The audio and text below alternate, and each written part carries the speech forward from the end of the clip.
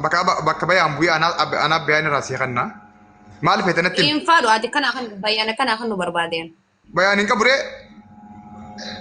kuno la qoy dibba sigaltina qoy me qoy dibba sigaltina qoy onne dibba nin qabu qabu so me please push na wala sigaltina dabal di sama gize indira me di sama no qoy Majira.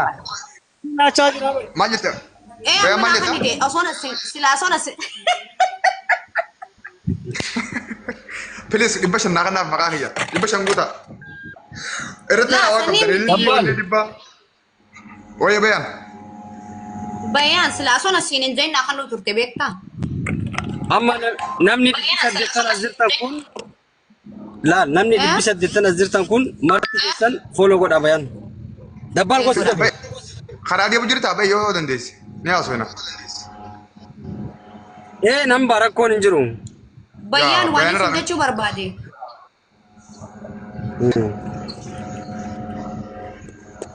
akamat suruh kejarannya kayak mafakat Bareedaadhaan akka meessin bira ni mul'ata. kuno naram barenne Wai baay'ee akka sirraa bareeda maashaallah. Tu. ano mal jechu Baay'ee tu siifin tufe qaba akka jireessu namni. nattu fu jechuun nattu fuudhaan namatti tufanii rabbi jay filtira dabas bee jira barka Akkas hin jenne maal jetti manguddoo nama eebbiftu.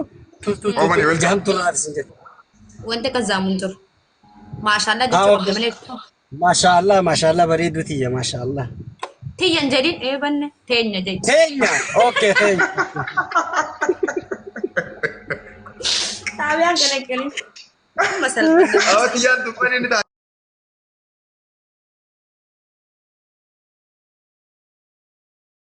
Ni godheerra kaayyu.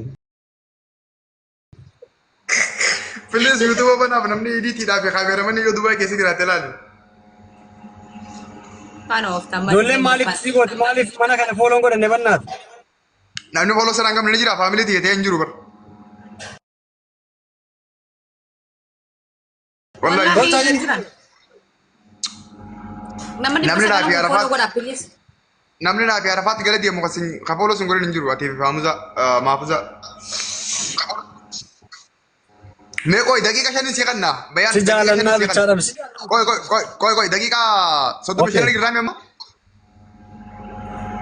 okay anga furtamitti follow te male ndu bannu koy ni la koy na please nama kuma ta ka khas girtan bayan obule sa kanya ni jira dubai keset wan ni gode annaso follow wada sunu man ibba ko dafur yalla ibba ko sedet ibba didama yafur didama ja sodoma akas ex balle si bayan ko durati okay si fageda bayan akas jawab da gora ayar fas bayan ararge taw khedi mal tisil lagayam Oromo da ararge gode Ani Oromoodha. Waan siin jedhu amma obboleessi keenyalleen dabbaal bakka jirutti miidiyaa kanallee namni kumni takka bakka jirutti. amarre eenyu duba gwaate oromo taate Ati obboleettii kiyya Arafaat dhaggeeffadhaa waan takkaan isinii dhaama. Okay? ani sar ma fi CBC le wolin barbade ni aso ne bayan balbala ya wan fardida Gama beeksisaati illee hin dubbanna booda mana bira dhaqa isii bira. Mana bira dhaqee illee hin dubbanna. Amma bakka hojii jira jedhu waan isiniin jedhu. Please Arafaat akkana osoo nii fi abbaan barbaade waan fedhe isin jedhe gabbaatee kutaa arsiidhaan tuqin. Nama arsiillee hin tuqin. Okay? Ana obboleessa keeti waan si dhaamu keessa. Biyyi kuni biyya saayileetti godhaa jennee isin bira biyyiin itti keessa jirru tun biyya suuraa nama takkaa fuutee maxxansitee jecha tokko jechuu hin dandeenyedha. Taakka jaa. Biyya maqaa nama tokkoo dhooytee waa takka jechuun hin dandeenyedha. Gaafa kanatti faayila sirra bannaan hallaqe. Kanaaf waan asii dhaamu akka obbolummaatti akka namas dura biyya kana keessa tureetti akka namas dura biyya namaa jirutti. Wanni asii dhaamu jireenya mataa keetii ofii kana booda laayifii kee bakka. Ati nama higgaa'idha nama seeraan jiraatu biyya kana keessatti. Namni seeraan jiraanne afaan waan fedhaasee yoo barbaade boru galus maal ta'us rakkoon qabu. Ati immoo higgaa'idha. Anaaf itti akka jechuudha. Of kabajii nama kabajii hojii keetitti xiyyeeffadhu kana booda. Okkee obboleettii koo. Ishee taatu Kuni marabbaa. dhaamsa bulmaata. Abbaan barbaade waan fedhe as. Walayyii koomentiidhaa hin dhaggeeffatinillee gadillee ilaalu duraan ilaaltume ilaalin. Amma obboleettii teenya Dr. Maryam Allee kanumaan himu. Hin tuqin michiyyoo sanillee hin tuqin. Piliis nama galataati hin tuqin. Dhahi jalaa bahi. Ani Dr. Maryamaa hin tuyne laayifii kiyya banadhee ture. Nama 1500 na jala jira hin somne nama hin tuyne nama hin qeeqne. Kunoo wanti illee ni jira. Eenyu murtugootoo hin jira. Kofallee taphannee an harargeen xiyya galata na biraa qabdan isin jaaladha isin kabajaa. Qoyaniin tun ani harargeedha jechuun kiyya harargee faarfachuun kiyya qoymaaf nama qeeqe. Nama hin tuyne saba namaa hin tuyne arraas borus ani reefki kiyya jaarsi kiyya hundi kiyya harargeedha jechuudhaaf maaltu nama qeequ nama dubbisu maaltu fide qoy. Ani harargee ta'uu kiyya. Harargee jechuun nama biitan qabdu nama biitan qabdu geeruutu harargee xiyya galatomaati. Jecha isaan dhagaye. Jecha isaan reefu makiinaa maarra jinni jaansanii ani nama kabajaa qabu intala arsii takka ol galche. Wallaahi waqasaman billa bayyaan haqarraa rabbiin kan rabane miidiyaa kana xiqqaatu guddatu arguu jirtan suuraa kiyyachi kaanii warri arsii guutuu na raggatu jiran harargee guutuu arramsu jiran kuullee arramsu jiran wanti eenyu taasisa wanti sana raayimi dabbaal kuullee arramsu jiran dhalaa guutuu harargee guutuu maqaa walii qabanii harmallaa janii arramsu jiran ani hin dubbanne dhiheen gadda ani nama balleessee yaadu nama firii qabu ta'uu kiyya nama 58 jira ijoolleen arsii suuraa kiyya ta'a duraanii akkasumaalee fuutee na arramsu jirti. Ijoolleen teenya harargee namni lama leensaa fi kiraamee sananii maal biyya rabsitan jennee ol seenanii girgirii buusan jechuudha. Maal godhe ol seene kiraamee leensaa ana lubbiyyee nan dhageeffadhaan maan jedhee. Jennaan maaltu maal ta'e hin buutamoo hin buutan anaa jettanii seentanii anaa jettanii taabbelaa dhaabbattamoo anaa jettanii seentan. Si jennee seenesiitu si rabsu jira si jecha seen ishii bu'a. Nama takkan kee nama takkan tuuni ani heddummaa kiyyaan namni hedduun na hordofee ani hargummaa kiyya falmachuu yoo nama qeeqee hinaaffaa isaan keessa fide malee nama hin tuuni orseen na kabajanii kottaa bu'aa gata.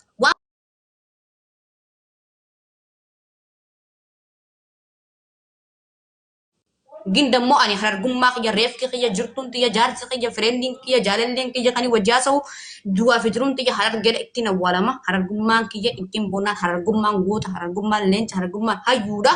Sigalee nama hin tuyne biyya tiyya nan faarfadha arraas borus harargee jechuun waan guutuu jechaa osoo gunnee gochaan agarsiisti abbaan ifdheef hin damdamu nuti daa'imantiidha. Daa'amni gizee dahaba tahu ibidda meeqa keessa dabree dahaba tahaa waan jabina qabnuuf waan hayyummaa qabnuuf waan sammuu keessa bal'ina qabnuuf guutummaa qabnuuf namni nu qeeqa qottaa bu'aa hin jeen. Nama tun Arafaat amma waan siin jedhu. obsi bu'ee keessaa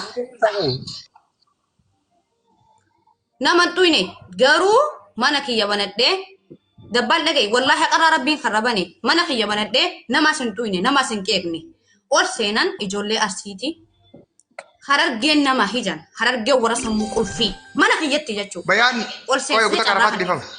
Bayaan beekaatiin itti dhiisee oomanii filis yoo guutaa bakka guutii waan kan dhiisin irratti beekaatiin itti dhiisee arfaata haasofitee hafitattu anis waan inni si barbaade waan sillee murtillee barbaade waan ammallee mana banneefillee qabna waan ta'ee siin beekaa waan ta'aa jiru argumatti hin jira hundumaa bakka takka walii qabneeti saatii kanarraa kaafnee haasofnee xumurree addaan baana haasofitee hafittu rakkoon qabu haasa'e si dhageeffanna. Laal dabbal dubbii namaa tana hedduun haasa'u keessaa dubbii namaa tana keessaa waan fudhattu qabda waan dhugaa sitti fakkaatu fi waan saba sitti fakkaatu qabda. Illee dhiisaa fi waan kana naannoo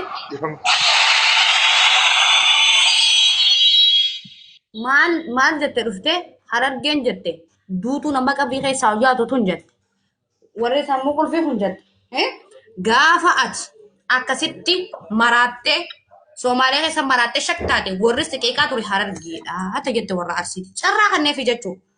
Maal jedhu ba arraas boruus harargeen goota kanaan hin doorsistu harargeen maal jedhu ol bee harargeeti yana qarqaaraa jirraa dhabee hin beekun jedhu ol bee harargeeti yana dhabee jee hin beekun jedhu gaafa sanii naafifatiin orreedii akka qallannutti inni saqa qaldiitiin rabbiin bakka kana dhuftaan akka qabee dhufe malee nama tokko harargeen jechuun 400 miti miliyoona 4 buusanii akka leenca isin jettanii fatee dhaadata sanitti isaanii olitti ija harargeetii jiraachuu danda'an jennanillee si galee dammoo 400 miti miliyoona 40 nama gizee san keessa buusuu danda'u.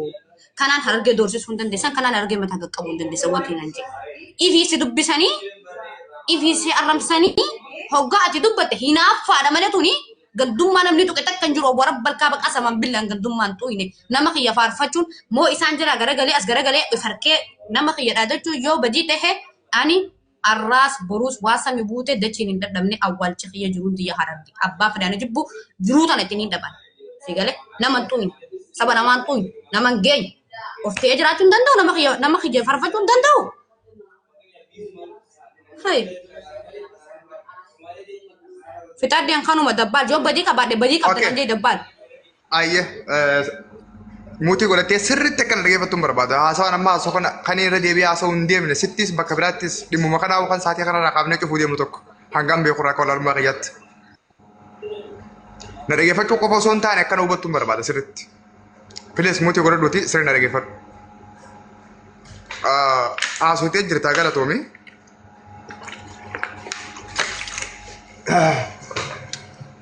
Sirna dhaggeeffadhu waan isin jedhu. Bilbila kan keessa galee tolu kaasi yoo xiqqaate daqiiqaa 30 takka daqiiqaa 40 qofa asirra turra waan kanaas ni goolama. Sirna dhaggeeffadhu. Arafaat ati nama harargee waa'ee arsii, waa'ee gosaa, waa'ee qeeqaa, waa'ee arrabsoo, waa'ee namaatiin nama miidiyaarra dhufee miti, nama sandalaguu miti. Abbaan si gargaaree jira. Nuus ta'e nama biraatis ta'e lachuu warra galataati eeyyee lachuu warra galataati. Nama takkallee sin faarsin nama takkallee sin qeeqin kana achin naa qabadhu tokko achin naa qabadhu. Naaman yoo cabte yoo kufte abjuun kee osoo hin dhugoomne yoo hafe ati osoo hin taane anaa qaane ati osoo hin taane beeyanii qaane ati osoo hin taane obboleessa kee guddaa isa biyya faranjii usanii qaane akkasirra nubattuu barbaada. Yoo mul'achuu baatte, yoo guddachuu baatte, yoo gad deebite yaadaanis, dubbiinis, dalagaanis yoo gad deebite ta'e waa takkallee hin goone nu qaanesite. Tootaalii walii qabdee nu qaanesite hunda keenya jumlaadhaan nu gurgurte nu naggaddee jechuudhaati. Garuu yoo jabaatte, naamusa qabaatte, obsa qabaatte, jecha namaa dhiiftee dalagaa ta'etti xiyyeeffattee jiruu ta'e jijjiiruu qofaaf abduu kee dhugoomsuu qofaaf yoo dhabaate anuu hangaan sin lafee caalaa kan sin laffa'u. Bayaan hanga sin lafee caalaa hanga sin laffa'u inni biraattis hanga sin lafee caalaa akka sin laffa'u si qofaa miti baay'ee namoota akka keetii kaasii boodaatti illee akkatti laffaan karaa banta sirriitti kan hubattuun barbaada. Laal hin dagatin eenyutu hunda waa takkaan sitti hima shirkaa arrabaa anaa keessa ture shirkaa gandaa fi gosaa anaa si dura keessa ture ati waa'ee gandaa illee hin beektu waa'ee arrabaa illee hin beektu warri amma si arrabsaa jiru warra kalee si faarsaa ture. Maaliif si faarsan galee beektaa? Waan nama isaanii irraan gargaaramteef, waan maqaa isaanii yaamsifteef, siin naggadaa turan, siin shaqqalaa turan, naggada san dhaban amma, shaqqala san dhaban amma, koontirool koombiizii harkaa fuunee jira, hin jiru. Kana ammoo as qofa dubbannaa, ana qofa dubbataa, kan dubbachuun surra hin jiru, narraa tola. Gosan tatijaala koon qabdu. Warri koomentiinis ta'e suuraa ta'e kaayatee si arrabsu, ana barkalee ka si arrabsaa ture, akkas hin jenniin isaanu. Anaami bagaan si arrabse. Si arrabsee hin jiraas, si fayyadee hin jiraas. Si arrabsuun kan gogaruu jibbaaf si geessu xiqqeessuuf miti. Abduun kee arraa osoo hin taane heegeree kennu dhugoomti dubbakaan turellee.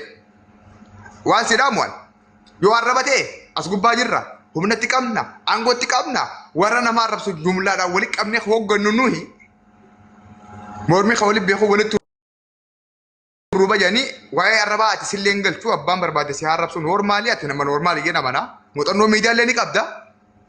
Obsanii qabe ka turte baay'ee sagalee ta'e dhaggeeffadheen ture nama baraa Somaalee keessa ture an intala obsa qabdu okay obsa qabaannaan asii booda waan takkaan si dhaamaan biyya san keessa hanga jirtu abbaan kee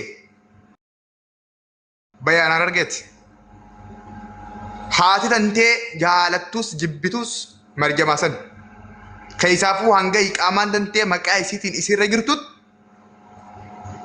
haati yoo duute si awwaaltu yoo kufte si kaaftu isiidha kabaja qabaadhuuf lafarra salaam akkaawuntii keetiinis bira gali gargaari haadhateeti isin halees haadhatee turte arraas haadhateeti borullee haadhateeti sirna jaras ani waa takka siin godhu yoo dandee sagalee si godhan dhiibbaa uumee akka ati dhagamtu godha malee garuu yoo achi keessatti fe'amte bishaan sobaaftu eenyu marjamaadha dhugaa walitti himuunis haqa marjamaa akkatiin jibbine hin beekan akkatiin qe'ina hin beekan siifi isin nama galataa akka taate hin beekan atileen akkasuma jechaa baati ammoo siif hin jabeessaan abbaan kee bayaan eenyuun haadha isaas gubbaanii iyya malee si fayyaduu hin danda'u bayaantu achi si fayyada marjamaa achi si fayyada